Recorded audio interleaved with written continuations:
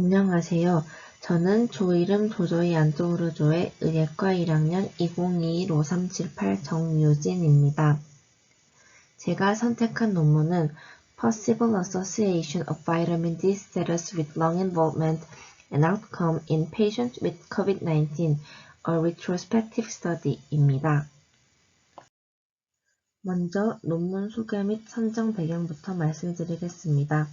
해당 논문은 2020년 10월 30일에 발행된 코로나19 관련 논문으로 환자의 혈청 25-하이드록시바이타민 D 농도와 COVID-19의 임상 특징, 폐 개입 범위 및 결과 사이의 가능한 연관성을 평가하고 있습니다. 논문의 임팩트 팩터는 5.614입니다. 저는 ROC 커브 내용이 들어간 코로나 관련 논문을 찾다가 비타민 D와 코로나 사이의 연관성이 존재할 수도 있다는 해당 논문을 접하게 되었습니다. 비타민 D 결핍은 호흡기 등 전염병 발생의 요인으로 알려져 있는데 비타민 D가 COVID-19의 심각성과 결과에 미치는 영향에 대해서는 아직 들어본 적이 없어 흥미로워 보여 이 논문을 선택했습니다. 다음은 Introduction입니다. COVID-19은 중증 급성호흡기 증후군 코로나 바이러스 2에 의해 발생하는 전염성이 높은 질병입니다. 가장 일반적인 증상은 기침, 피로, 발열, 호흡 곤란 및 인후통이라고 할 수 있는데 그럼에도 불구하고 질병의 심각성의 정도는 무증상부터 심각한 호흡기 질환 및 사망에 이르기까지 매우 다양합니다. 이전 연구에 따르면 60세 이상의 노인 환자와 당뇨병, 고혈압, 심혈관 질환, 만성호흡기 질환 및 암과 같은 기저질환이 있는 환자는 심각한 증상을 보일 가능성이 더 높다고 합니다. 또한 상이한 임상 및 실험실 요인도 COVID-19의 과정 및 결과에 영향을 미칠 수도 있는 것으로 나타나 환자를 더 심각한 형태의 질병에 걸리기 쉽게 만드는 다른 요인들을 찾는 것이 필수적이라고 할 수 있습니다. 비타민 D는 선천적 및 적응적 면역 기능을 모두 조절하는 면역 조절 호르몬으로 비타민 D의 결핍은 염증의 발전과 지속에 있어 중요한 역할을 합니다. 이전 연구에 따르면 25-하이드록시바이타민 D의 혈청 농도가 높을수록 겨울철 인플루엔자 진행의 위험이 감소합니다. 또한 25-하이드록시바이타민 D의 농도는 호흡기 감염, 결핵, 인체 면역 결핍과 같은 여러 감염성 질환에 영향을 줄 수 있는 것으로 나타났습니다. 앞으로 25-하이드록시바이타민 D가 계속 나올 텐데 간략히 비타민 D라고만 말하겠습니다. 이렇게 비타민 D의 항바이러스, 면역 조절 및 항염증 효과가 여러 연구에서 입증되었지만 COVID-19에 대한 영향은 아직 철저히 연구되지 않았습니다. 따라서 이를 염두에 두고 본 연구는 혈청 비타민 D 농도와 COVID-19 환자의 폐 관여 및 임상 결과 사이에 존재할 수도 있는 상호작용 가능성을 평가하기 위해 실시되었습니다. 다음은 Methods입니다. 먼저 연구 대상은 2020년 2월 28일부터 4월 19일 사이 연구기관의 병원에 입원한 73명의 COVID-19 확진 환자들입니다. 환자의 과거 병력, 현재 증상과 바이탈 사인, 그리고 환자의 최종 질병 결과, 사망 또는 퇴원 등의 데이터를 수집하였습니다. 모든 실험실 검사는 이번 시 진행되었으며 실험실에서는 히타치 747 자동 분석기가 광도 분석으로 혈청 칼슘과 혈청 인을 측정하고 자일리딜 분류 반응을 기반으로 한 색도법으로 혈청 마그네슘을 측정하였습니다. 혈청 비타민 D 농도 측정은 Roche Diagnostics Vitamin D Total COBES E411 면역 측정 분석기로 수행되었습니다. 비인두 샘플은 SARS 코로나바이러스 2에 대한 실시간 역전사 효소 중합 효소 연쇄 반응 평가를 위해 임상 증상 의심 환자로부터 채취하였습니다. 다음은 영상 연구입니다. 모든 환자는 입원 시 저선양 프로토콜을 이용한 Non-Contrast Lung CT 스캔을 받았고 모든 CT 스캔은 64 슬라이스 스캐너로 획득했습니다. 시술은 조영제 주입 없이 반듯하게 누운 자세로 수행되었습니다. 재구성을 위해 1mm 슬라이스 두께와 1mm 재구성 간격을 사용하였습니다. 흉부CT 영상은 9년과 18년 경력의 두 방사선 전문의에 의해 독립적으로 해석되었으며 팩 개입 패턴은 ground glass opacity, consolidation, reticular or mixed 이 세 가지로 분류했습니다. 폐 관여 범위는 정도에 따라 관여가 전혀 없으면 0점, 25% 이하면 1점, 26에서 50%면 2점, 51에서 75%면 3점, 75% 초과면 4점으로 계산하였습니다. 이렇게 계산한 양쪽 폐의 각 특정 영역에 대한 점수를 합산하여 양자 영역 점수를 구하고 총 관여 점수를 모든 영역 점수의 합으로 계산하였습니다. airway thickening, air bronchogram 등의 다른 특징들도 평가했으며 폐 영역 관여는 용골 위쪽에 있는 상부 영역, 용골과 하류 폐정맥 사이의 영역으로 정의되는 중간 영역, 폐정맥 아래 영역으로 정의되는 하부 영역 등 세 영역으로 분류했습니다. 다음은 통계 분석입니다. 연속형 변수는 정규 분포 데이터의 경우 평균 플러스 마이너스 표준 편차로 보고되고 치우쳐진 연속 데이터의 경우는 중간값으로 보고되며 범주형 변수는 빈도로 보고되었습니다. 독립표본 T 검정, Man Whitney U 테스트, 정확한 P값을 가진 chi-square 테스트를 적용하여 사망한 환자와 퇴원한 환자 간의 연속 및 범주형 데이터를 비교하였습니다. 정규성 가정은 샤피로-윌크 테스트를 사용해 시험했습니다. 다변량 선형 회귀 분석은 위, 중간, 아래의 세 구역의 혈청 비타민 D 수준과 폐 관여 점수 사이의 연관성 및 총 폐 관여 점수를 평가하기 위해 사용되었습니다. 폐 관여 점수는 다변량 분석에서 동시에 입력되었으며 종속 변수의 행렬로 간주하였습니다. 오차 분산 일관성 및 정규성에 대한 가정을 회귀모형에서 확인했으며 해당되는 경우 언급된 기준을 충족하도록 적절한 변환을 수행하였습니다. ROC 커브 분석은 질병의 최종 결과, 사망 혹은 퇴원을 구별하는 데 있어 비타민 D의 예측 능력을 결정하기 위해 수행되었습니다.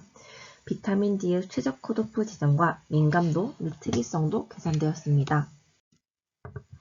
이 항로지스틱 회귀 모델은 비타민 D 결핍과 최종 결과 사이의 관계를 결정하기 위해 적용되었으며 odds ratio와 95%의 신뢰 구간은 관계의 견고함과 방향을 보여주기 위해 보고되었습니다. 마지막으로 사망을 사건, 입원 기간을 사건 기간으로 COVID-19 환자의 사망 위험률에 대한 비타민 D 결핍의 영향을 평가하기 위해 생존 및 비례 위험성 콕스 리그레션 분석을 수행하였습니다. 콕스 생존 모델에서 위험의 비례성 가정은 션퍼드 레지듀스와 로그 마이너스 로그 함수에 의해 점검되었습니다.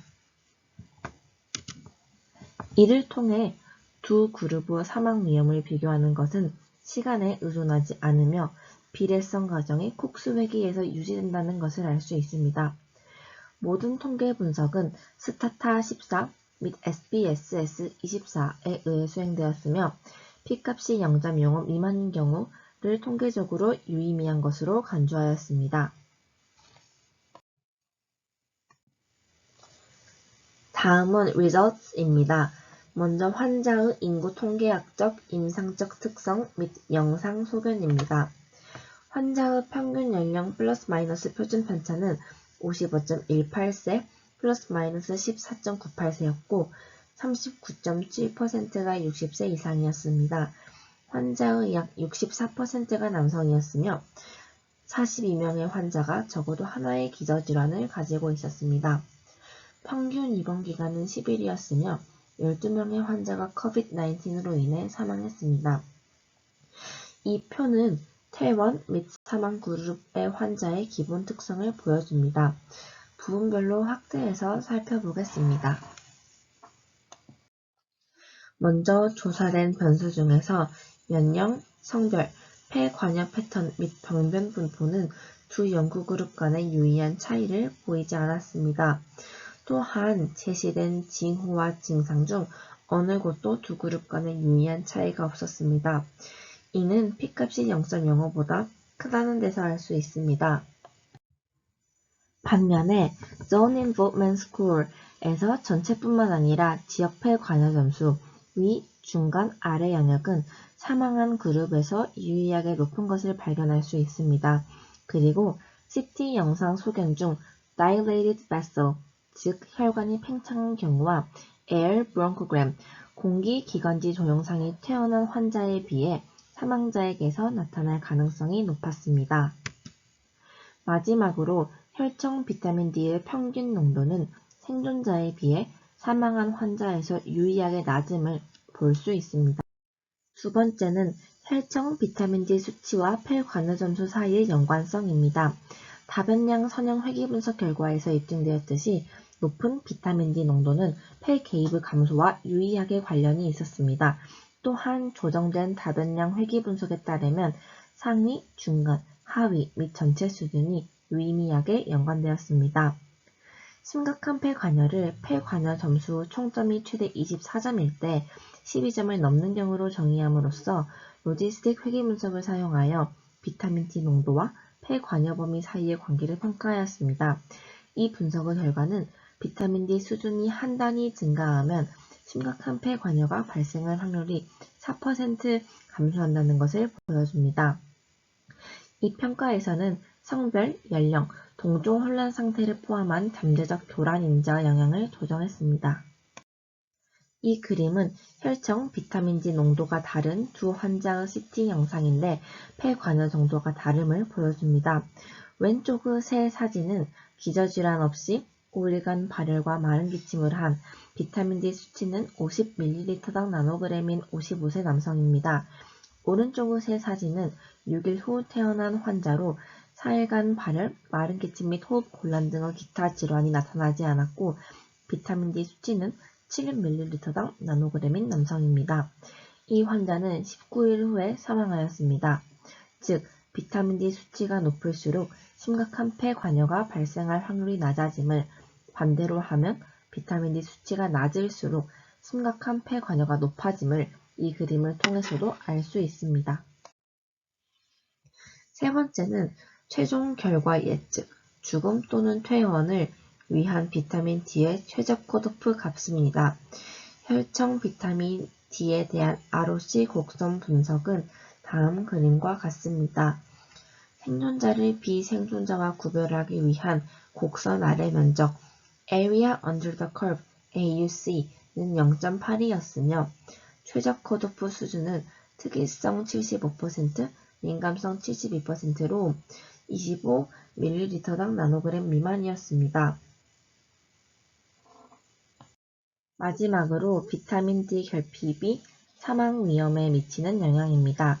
비타민 D 결핍 환자, 즉 비타민 D 농도가 25ml당 나노그램 미만이었던 환자의 사망 확률은 34.6%였고 비타민 D 수치가 충분한 환자의 사망 확률은 6.4%였습니다. 로지스틱 회귀 분석 결과 비타민 D 결핍 환자가 조정되지 않은 환자 및 조정된 모델과 비교하여 유의하게 높았습니다. 또한 사망을 사건, 입원 기간을 사건 기간으로 간주하여 COVID-19 환자의 사망 위험률에 대한 비타민 D 결핍의 영향을 평가하기 위해 콕스 회귀 분석을 수행하였습니다. 조정되지 않은 콕스 모델뿐만 아니라 조정된 콕스 모델에서도 비타민 D 결핍 상태는 사망 위험을 증가시켰습니다. 이는 입원 중 비타민 D 결핍 환자의 사망 위험이 높다는 것을 나타내는 그래프입니다. 다음은 디스커션입니다. 해당 연구는 환자의 혈청 비타민 D 농도와 COVID-19의 임상 특징, 폐 개입 범위 및 결과 사이에 가능한 연관성을 평가하는 첫 번째 연구로서 혈청 비타민 D 농도가 낮으면 폐 관여 정도가 커지고 COVID-19 환자의 결과가 좋지 않은 것과 유의하게 관련이 있음을 알아냈습니다. 또한 조정되지 않은 로지스틱 회귀 분석 모델에 기초하여 사망 확률은 비타민 D 결핍 환자에서 유의하게 높았습니다. 이 연구는 비타민 D의 높은 수치가 흉부 CT에 대한 폐 감소와 관련이 있다는 것을 보여주었고, 이 경우 가벼운 형태의 질병임을 암시할 수 있습니다. 다만 표본의 크기가 충분치 않다는 제한이 있습니다. 마지막으로 conclusion입니다. 본 연구는 혈청 비타민 D 상태가 COVID-19 환자의 임상 과정, 폐 관여 정도 및 결과에 유용한 정보를 제공할 수 있음을 시사하고, 임상의와 보건정책 입안자가 COVID-19 환자의 임상 결과 개선을 위해 비타민 D 보충을 고려할 수 있는 새로운 증거를 제공하고 있습니다. 그러나 이러한 발견을 확실히 확인하기 위해서는 더 큰 표본으로 추가 연구가 필요합니다.